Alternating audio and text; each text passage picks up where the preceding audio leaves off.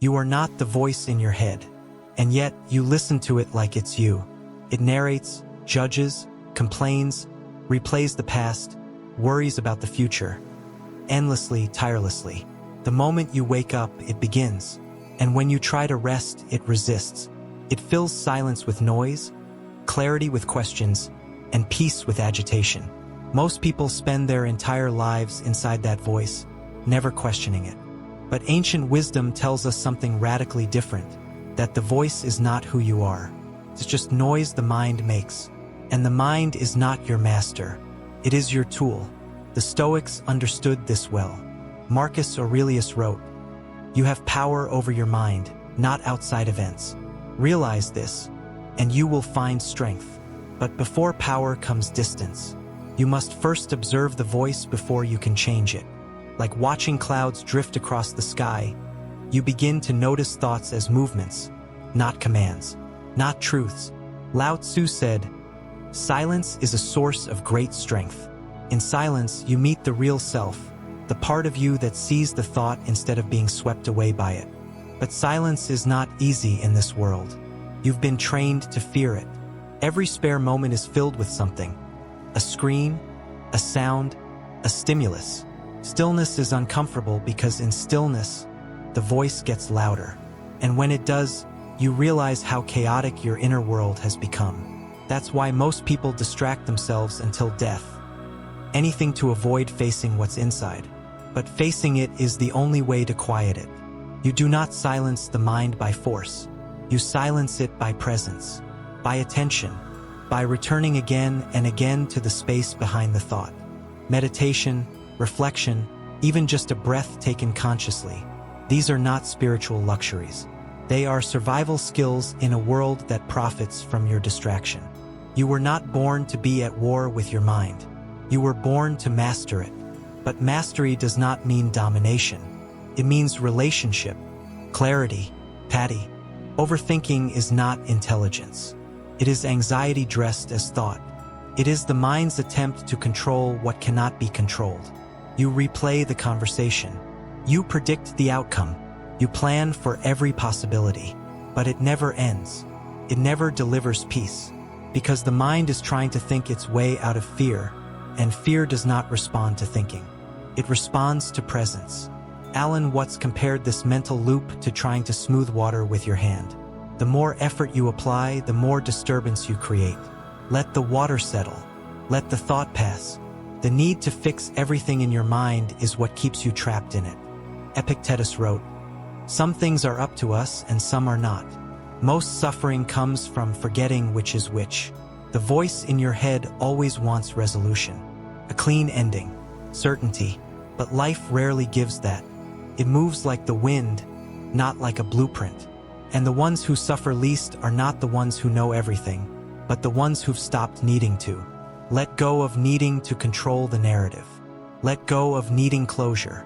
You are not here to finish the story. You are here to live it.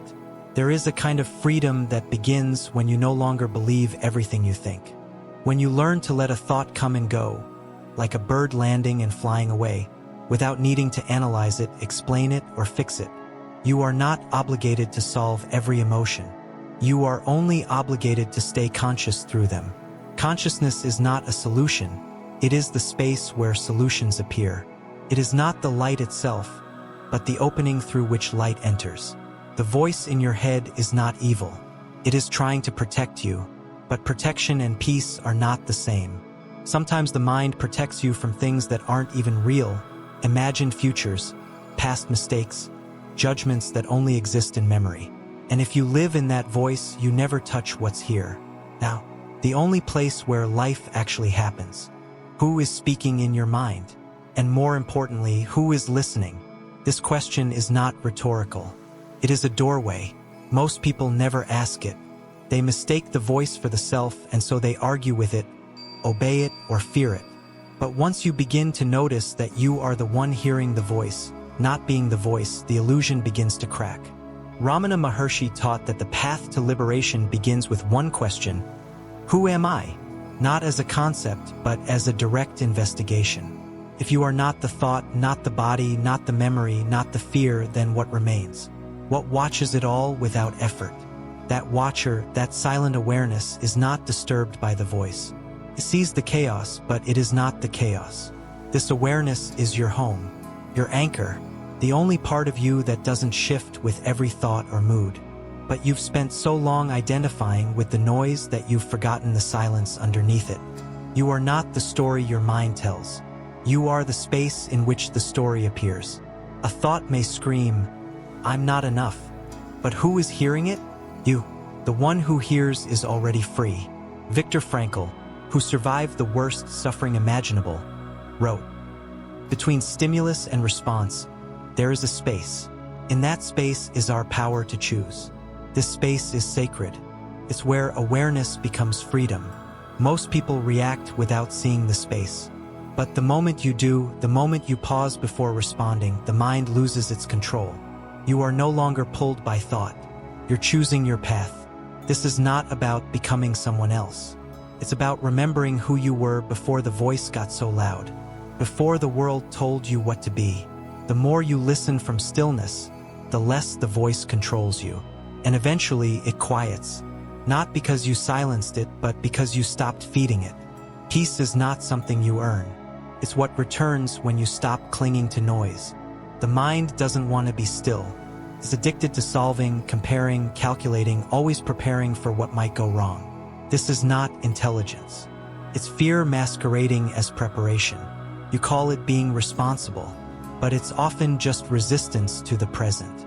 You don't trust life to unfold without your control, so you stay busy in thought, chasing certainty that never comes. Eckhart Tolle said, "Thinking has become a disease. Disease happens when things get out of balance. The mind is not evil, but it's untrained. A useful servant, but a terrible master. And most people live as its servant, not knowing when to think and when to stop, not knowing how to return to stillness without guilt.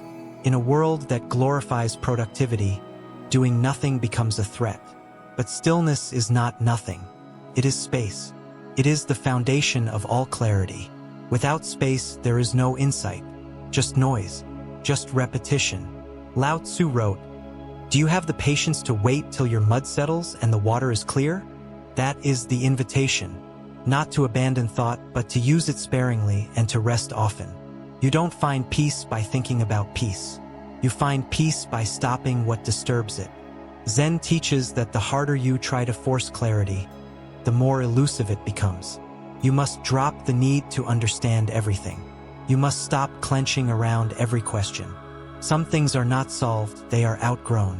When you create space, the truth reveals itself naturally, not through control, through openness. You were not meant to think constantly. You were meant to see, to feel, to sense the wind on your face, the ground beneath your feet, the presence of life in your chest. These are not poetic luxuries. They are proof that peace is always available beneath the storm. You don't need more thoughts. You need more silence. Not emptiness, but silence that listens. Silence that sees. Silence that heals. The voice in your head thrives on identity. It wants to tell you who you are, based on what you've done, what you've failed at, what others have said about you. It builds a story and calls it truth. Turns pain into personality. Mistakes into identity. You're not just someone who failed, you're a failure. You're not just someone who was rejected, you're unlovable. And the more you repeat the story, the more convincing it becomes. But who would you be without the story? Who are you beneath the voice that says, "I am this" or "I am that"? Jiddu Krishnamurti said, "The ability to observe without evaluating is the highest form of intelligence." Most people don't observe themselves. They interpret, they analyze, they judge. But observation is different, creates space. And in that space, something miraculous happens. The story starts to dissolve. Alan Watts called this the backward step. Not pushing toward truth, but falling into it by letting go of who you think you are. Silence does not give you a new identity. It takes identity away. It doesn't make you stronger. It makes you real. When the voice goes quiet, you start to notice something deeper than thought. A stillness that was never wounded, never named, never afraid. This stillness is not passive. It is alive. It watches pain without collapsing into it. It hears doubt without obeying it. It experiences fear without being defined by it. It is not concerned with being someone. It just is. And from that isness, a deeper intelligence begins to act. Not rushed, not reactive, but clear. Because it is not trying to prove anything. It is simply aligned. The mind wants to label everything. This is good. That is bad. This is who I am. That is who you are. But in truth, none of those labels can hold the full mystery of what you are. You are not a role, not a status, not a pattern of thought. You are the space those thoughts arise in, the silent field where all experience comes and goes, but which remains untouched. No thought lasts forever, but the voice in your head wants you to forget that. It wants you to believe that this emotion, this worry, this opinion is permanent, that it defines you, but it doesn't. It's a wave, not the ocean. It rises, it crashes, and it passes. The self is not the wave. The self is the awareness beneath it. Buddhist wisdom says, you are not the contents of your mind. You are the one who sees the contents. When you begin to recognize thoughts as passing weather, your relationship to them changes. You stop needing to argue with them. You don't believe everyone. You don't fear everyone. You just watch. You let go. Heraclitus wrote, "No man ever steps in the same river twice." The mind is a river, not a prison. What you think now is not what you'll think forever. What you feel now is not the truth of your soul. It is a visitor. And you are not here to serve the visitor. You are here to remain open while it passes through. This is not emotional numbness. It's emotional clarity.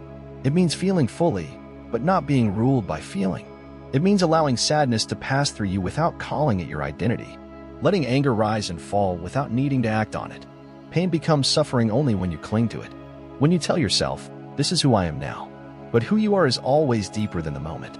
Awareness does not resist. It allows. It is not passive, it is awake. It watches the mind without reacting. It sees fear without obeying it. It sits with discomfort until the storm passes. And every time you do this, every time you choose to observe instead of collapse, the voice gets quieter. Because it no longer runs the show. You do. You were never meant to control the river.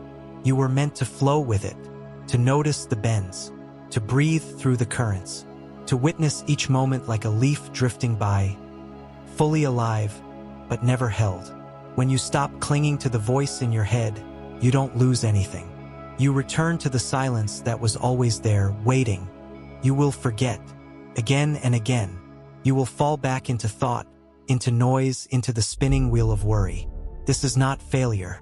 This is the path. Even the wisest forget themselves. Even the strongest get caught.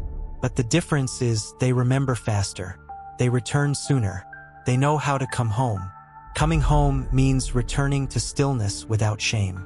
Returning to silence without judgment. The voice will say, "You should know better." Ignore it. The moment you notice you're lost is the moment you're found. Awareness is not about perfection. It's about return. Rumi wrote, "Come, come. Whoever you are, ours is not a caravan of despair. You are not disqualified by forgetting. You are invited by remembering. Every breath is a doorway back to the present. Every moment is a chance to wake up. You don't have to wait for clarity. You don't have to be perfect to be present. You just have to notice. The voice will try to distract you, seduce you, shame you. But all you have to do is remember. That voice is not you." Marcus Aurelius said, "The soul becomes dyed with the color of its thoughts. But you are not the dye. You are the fabric beneath it. And fabric can be cleaned. Thoughts can change. Identity can soften. And presence, real presence, can return in an instant. There is no final silence. No permanent stillness. Only practice. And each time you return to the space between thoughts, it gets easier to find. Like a trail walked often, the path becomes clearer. You get better not by force, but by familiarity. Not by control, but by compassion. And in this compassion, a new kind of voice arises. Quieter, deeper. It does not shout. It does not demand. It simply reminds you gently, you are here. You are not your thoughts. You never were. And you never have to be again. There is a silence inside you that nothing can touch. Not fear, not doubt, Not even your own thoughts. It was there before the voice. It will be there after. It is not an escape. It is your original home. You return to it not by effort, but by surrender, the quiet willingness to be here now. You don't silence the voice by arguing with it. You silence it by listening without attachment, by hearing its stories without needing to believe them. Like a passing radio in another room, the voice can speak, but you are not required to respond. You are the space it echoes in, and that space is vast. Lao Tzu said, "To the mind that is still, the whole universe surrenders." This does not mean your problems disappear. It means your grip on them softens. The weight is still there, but it no longer crushes you, because something inside you has stepped back, watched, released, and from that release comes power. Real power, quiet power, the kind that doesn't need to prove anything. Freedom is not the absence of thought. It is the ability to choose how deeply you engage with it. Most people are tangled in every thought that arises, but you are learning to untangle, to sit in stillness, to breathe through discomfort, to remain awake as the mind spins without jumping in. This is the beginning of mastery, not control but clarity, not force but freedom. You no longer seek to fix every storm. You become the sky that holds it, the ground that remains steady, the witness that never disappears. And so you return again and again to the simple presence of this moment, this breath, this quiet, not because the voice has vanished, but because you no longer believe you have to follow it. You've remembered something deeper than the noise, something quieter than thought. And in that remembering, you are free.